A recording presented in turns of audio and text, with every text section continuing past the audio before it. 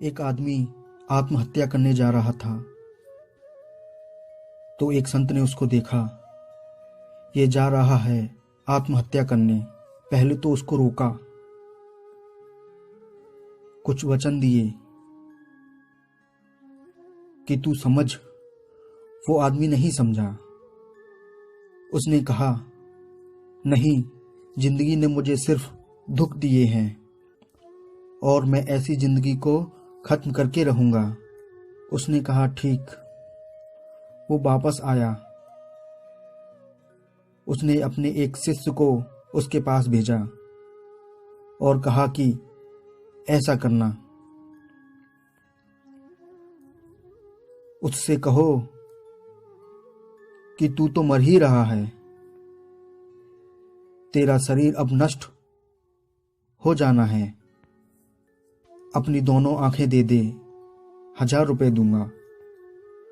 उसके पास बोला, मर ही रहे हो, तुम्हें 1000 रुपए देंगे, अपनी आंखें दे दो।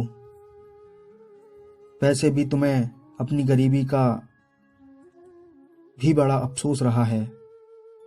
तुम जो शिकायत करते रहे हो तो इस बात पर भी तुम खूब रोए हो कि मैं तो बड़ा गरीब हूं, ना मेरे बाप के पास पैसा है,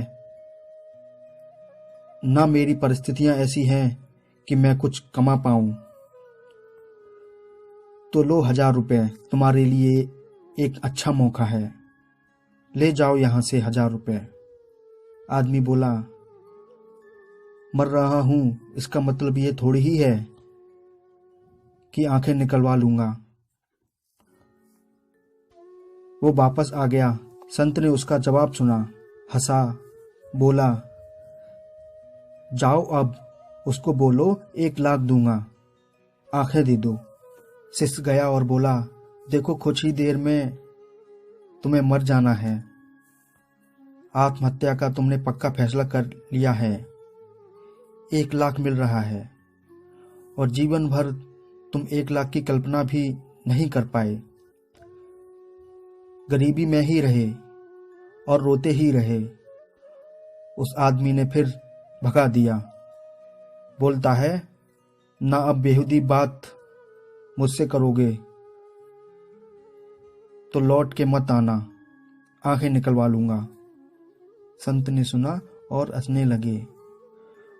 उसने अपने शिष्य को फिर वापस भेजा, कहा, बस अब 1 आंख दे दो, 1 करोड़ दूंगा, मरने से पहले 1 आंख निकलवा लूंगा तुम्हारी और 1 करोड़ दूंगा। अब वो आदमी बहुत ही नाराज हो गया, मारने को उतारू हो गया। शिष्य भाग कर आया, उसने बताया ये बात है। संत खुद उसके पास गया और कहा, अगर तुम 1 करोड़ में देने को राजी नहीं हो तो निश्चित रूप से उसकी कीमत करोड़ों से ज्यादा की है और तुम कहते रहे मैं गरीब हूं, मुझे कभी कुछ मिला नहीं, विपन्नता मिली बस। 1 आंख करोड़ की तो पूरा शरीर कितने का। तुम्हारे भीतर जो चेतना बैठी है, जो ये निर्णय कर रही है कि आंख दूंगा या नहीं दूंगा, उस चेतना की क्या कीमत है, वो कितने की है।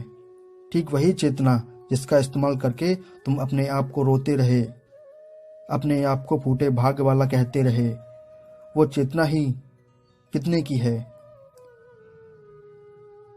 ये भी तो देखो, तुम्हें कुछ नहीं मिला, ये समझ तो मिली देख पाने की, या वो भी नहीं मिली। दुख तुम्हारी जिम्मेदारी है, आनंद मालिक की भेंट है, वो तो पूरा है और पूरा ही सबको दे देता है। तुम उससे आगे नहीं जा सकते, उसने तो तुम्हें उच्चतम बिंदु पर ही भेजा था। उससे नीचे अपने आप को जहां कभी भी पाओ तो समझ लेना मेरी करतूत है। ऊंचे से ऊंचा जब पाओ अपने आप को तो धन्यवाद देना, क्योंकि ऐसा उसने तुम्हें बनाया, यही उसकी भेंट है, तोहफा है, उससे नीचे अपने आप को जब भी पाओ तो समझ लेना कि चूक हुई है, मैंने टांग अड़ाई है। शिकायत मत करना, शिकायत करने का ना हक है और ना उसका कोई औचित्य है, उससे कुछ सदना नहीं है। शिकायतों को पीछे छोड़ें और एक ऊंचे जीवन की जिम्मेदारी लें। उम्र भर उलझनों की गांठों में फंसे फंसे हम उलझाव में ही जीने के आदी हो जाते हैं। हम यकीन के साथ कहते हैं ये तकलीफ़ें, ये तनाव, अनबन, रूखापन, यही तो ज़िंदगी है। अपनी इस बात पर हमारा विश्वास इतना गहरा हो जाता है कि फिर हम देखकर भी अनदेखा कर देते हैं कि उलझनों को सुलझाने की ताकत हम में है और सुलझाने का जरिया बिल्कुल हमारे पास। सब उलझनें सुलझ जाएंगी, बस आप उलझनों को ज़िंदगी मत मान लीजिएगा।